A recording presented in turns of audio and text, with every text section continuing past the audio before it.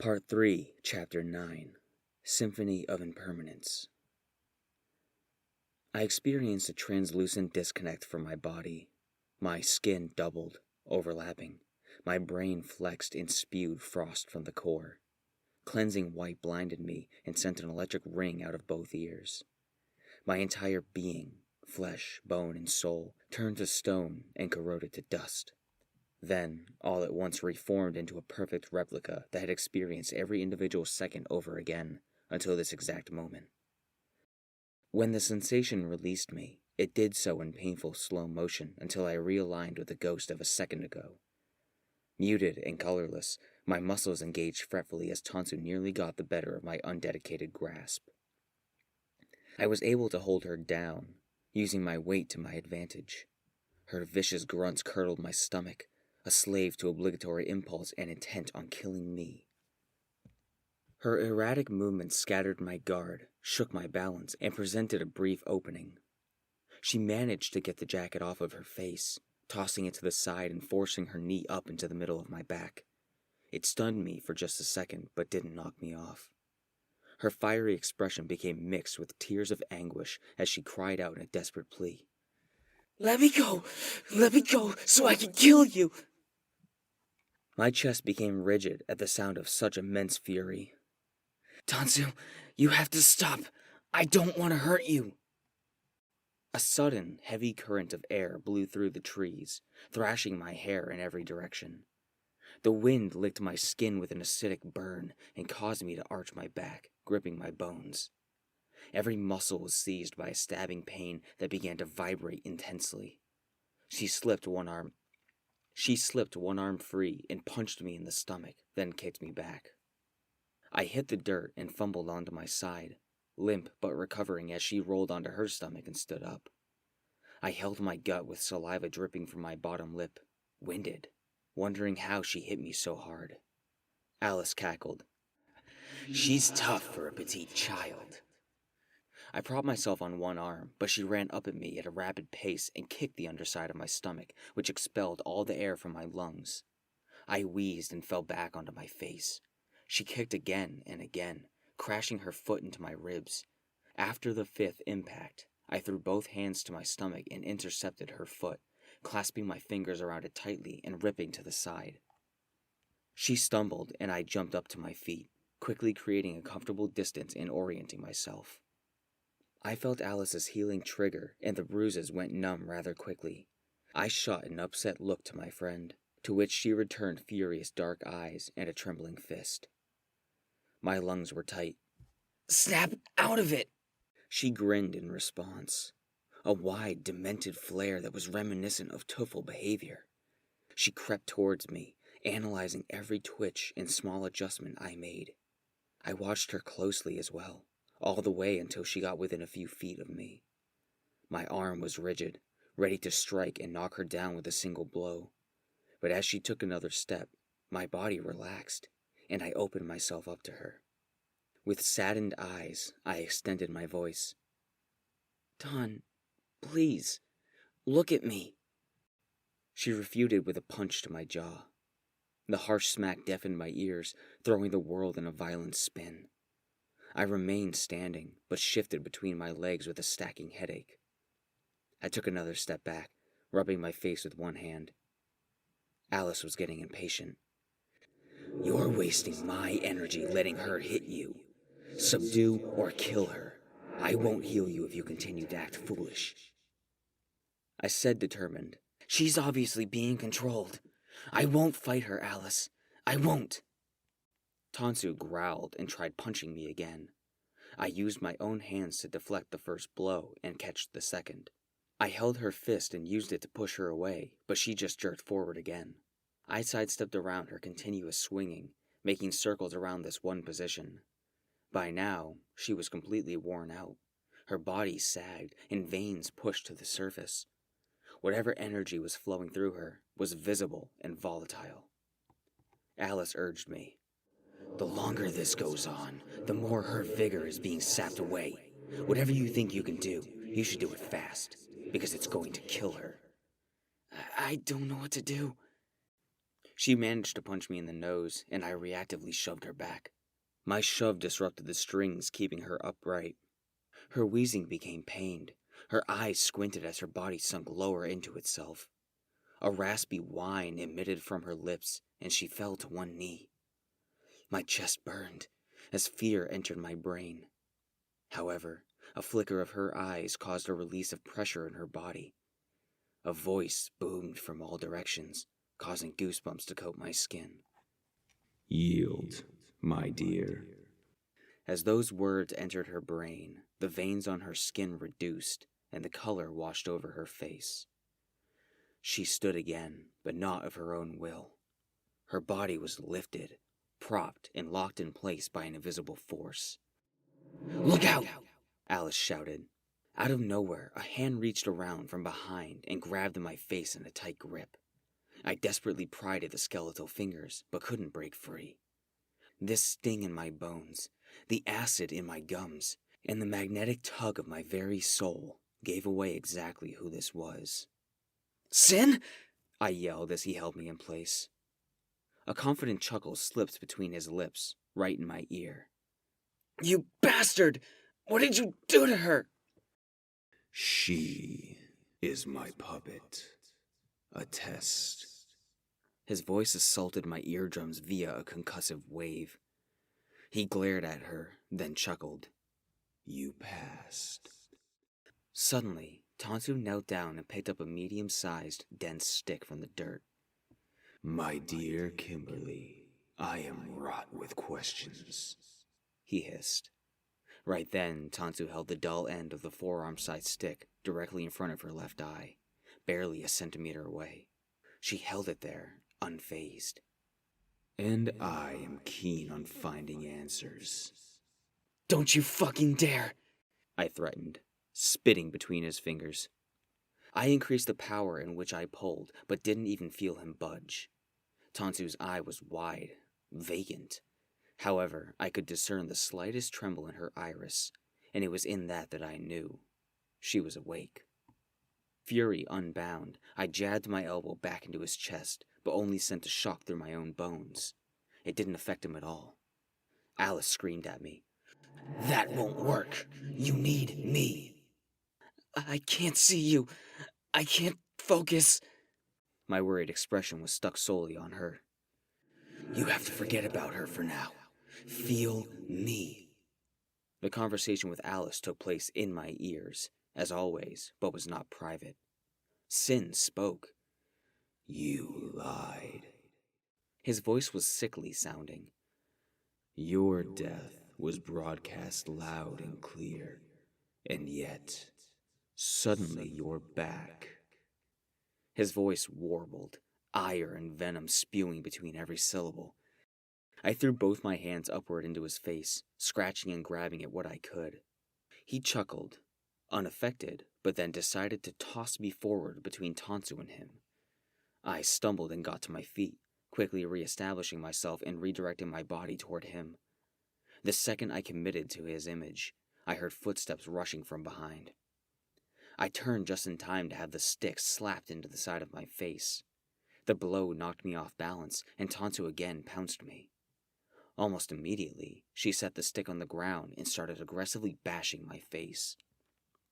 Sin remained and pushed his voice to me, calm. Do not misunderstand. I am delighted that you live. However, no Tuffle hides from me. It's not possible. His voice became unpleasant again. It was hard to hear him over the sound of her fists smashing into my skull, but I assembled the pieces. Bass-filled growls echoed behind his words. You are going to tell me everything, or your friend will never emerge from the depths. Remain silent, refuse to fight, and you will both succumb. Alice beckoned. Dig. I'm here. I sense the webbing in your mind. You must set aside your unwillingness. In a desperate attempt to stop her attacks, I used my arms as a shield, but she went around every effort I made at blocking. My face quickly bruised and split. Hot blood dripped from the forming lesions, just before the smaller injuries were seared shut by her magic. Tansu reared one arm back and crashed a bloody fist into my forehead, clapping the back of my head into the dirt and stunting my defenses momentarily. In that gap, she took her other fist and drilled a pointed knuckle into my throat, blocking my windpipe. I hacked and rolled her to the side, but she readjusted and brought both fists to her face, panting heavily. It was clear that her body couldn't keep up with whatever spell he used to control her. I could sense her tendons stretching, her muscles becoming thinner. This has to stop, or she'll be torn apart. My defensive arms fell to my sides, and I softened my voice, dribbling blood from my lips as I muttered her plea. I know you can hear me in there. You're light, a little ember. I stared into her eyes, ever wide and empty. A lull between us, both out of breath and strategizing the next seconds to come. Suddenly, my shoulder twitched on its own, which triggered an instinctual response from her. Grabbing a fist-sized rock from the ground, she lifted it up high and brutally slammed it into the right side of my face. The violent crash had introduced a blast of white. I saw nothing for the moment, and a ringing concussion vibrated in my skull, forcing me into a state of incoherency. The rock scraped my flesh as she lifted it high above her head, ready to strike again. I opened my left eye a little. It was blurry, but I could see a splotch of blood on the rock and the blue sky behind her head. My head and neck violently shook in place, and the radiating sting ran rampant across my face, like skittering centipedes with razors for feet. A warm stream of blood rolled past the numbness and caressed my neck, pooling over my disheveled hair and mixing with dirt. A high-pitched whimper of pain escaped my lips. Then a torrent of icy electricity washed over me and stole my breath, as Alice's voice boomed in my head. Take her now! Acting on pure instinct, my body jolted forward, swift and fierce. I took hold of her right arm and used my free hand to throw the rock to the side, then immediately grab her other arm. Having a solid hold on her again, I rolled her over onto her back.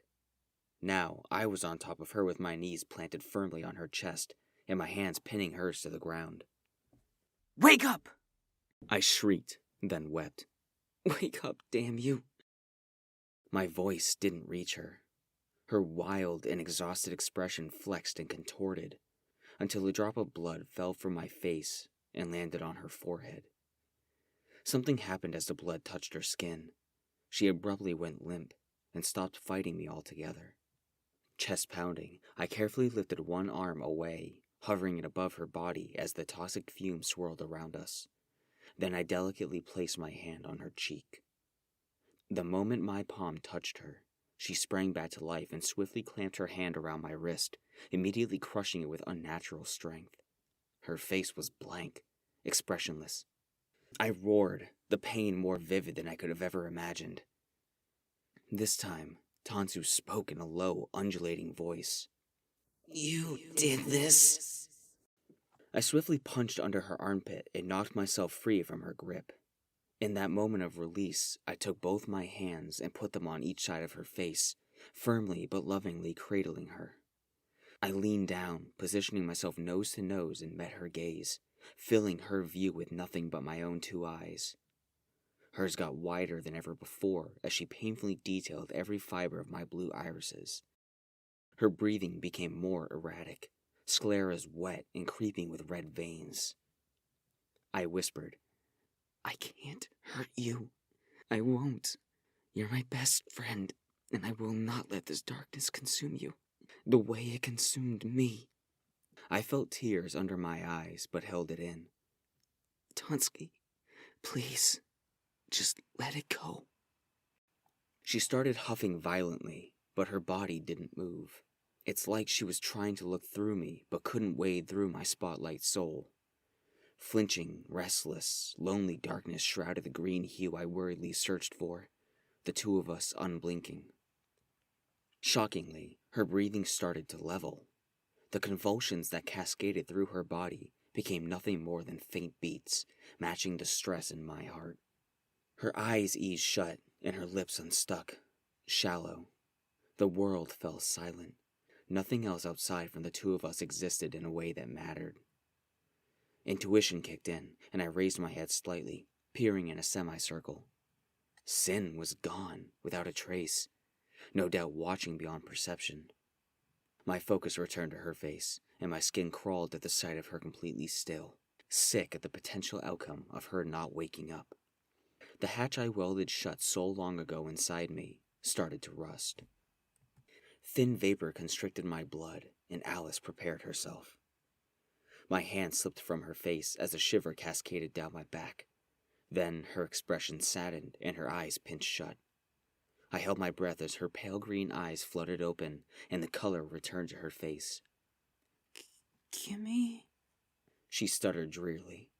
Glistening fractals spotted my sight, hardly able to believe it. I mumbled. What happened? She asked, mentally swimming in the prior moments.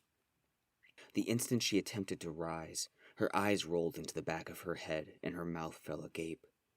A dry hiss escaped her lungs as flashing images of the preceding fight bombarded her fickle mind. Her head hit the grass and her eyes returned, bloodshot and panting. That thing, she shook. It was in my head. Talking. I tried. Tears rushed to the surface. I tried to stop, but... I dragged myself off of her, practically falling over with how dizzy I was. Alice held back healing for the time being, focused instead on locating Sin or any other threats. I winced, hardly able to see out of my right eye. She managed to sit up, and I passed as much relief in my view as I could. My pained, grungy voice, however, betrayed me. I know you're confused. Take a breath and try to focus on... I did that. To your face. She interrupted, my words merely a hollow breath. I hovered my hand over the wound to conceal it. Forget it. We need to concentrate on getting you out of here. You can't be here, Ton. You're in danger. She wasn't listening, clearly in a daze and hyper-focused on that violent instant. She got close and moved my hand out of the way. A sickened stare outlined every gory detail of my sustained injuries. The bruises, gashes, and discolored scuffs. She choked, unable to formulate the needed words. My teeth grit with impatience, and Alice's influence shot through me. Hey! You need to listen to me, or you're going to die! She snapped out of it and almost seemed to grow heavier. Her posture straightened and her lips pressed, attentive. Sure, no problem, she said obediently. I'm here. Okay. I don't know where he went, but I'll bet we don't have much time before he makes a move. This guy is Sin. Sin? You mean... Yes, the demon I made a deal with. What's he doing here? What does he want? My neck craned, snapping tension. I've been hidden these past few months. He thought I was dead, and now that he knows I'm not, well, he's gonna get some answers out of me. It's between me and him, so I need to figure out a way to get you out of here. I glanced over my shoulders, searching for a quick escape route. Nothing but empty space between the trees all around us. She paused for a moment, looking blankly at me. I could feel the impulses in her brain firing erratically. Her mouth opened, but her voice and mine didn't align for a few seconds. When she finally got the words out, they were fizzled and weak. Should I call the police? If only that could help. No, all you can do is run. I have to face him, but I can't do that with you here. I then redirected my eyes to the ground, anxious and becoming agitated. I spoke out loud through gnashing teeth. Some healing would be great right now. Yeah, on it. Alice responded, almost sounding annoyed. Tansu gave me a concerned look. When my gaze returned to hers, I blushed. I was talking to Alice. She didn't have much of a response. Depending on how much she remembered from last night, she continued to piece things together now. And at that moment, I felt a warm pulsating jitter flow over my face. The skin got hot, and that white transparent steam pushed out from the wounds. Tansu's expression widened, amazed. What in the world? I turned slightly away, feeling shame paired with tempered ego. There's a lot to all this demon-powered stuff. Seeing her childlike amazement brought me out of the seriousness for a few seconds. Alice was working in overdrive and got the wounds repaired in just under a minute. There, that'll have to do for now, Alice stated. Thanks. I smirked. Tansu stood herself up and brushed off some dirt before extending one hand to me. Here, let me help you up, she offered. I grinned and accepted. The feeling of her hand in mine, helping me to my feet, gave a tingly comfort in my chest. She gripped me tightly and began to lift. Suddenly, she yelped and I plummeted back to the dirt. Everything quickly turned black and white as I tracked up her body with horror behind my glare. A black tentacle made up of some sort of malevolent mass sprouted from Sin's back and draped over his shoulder.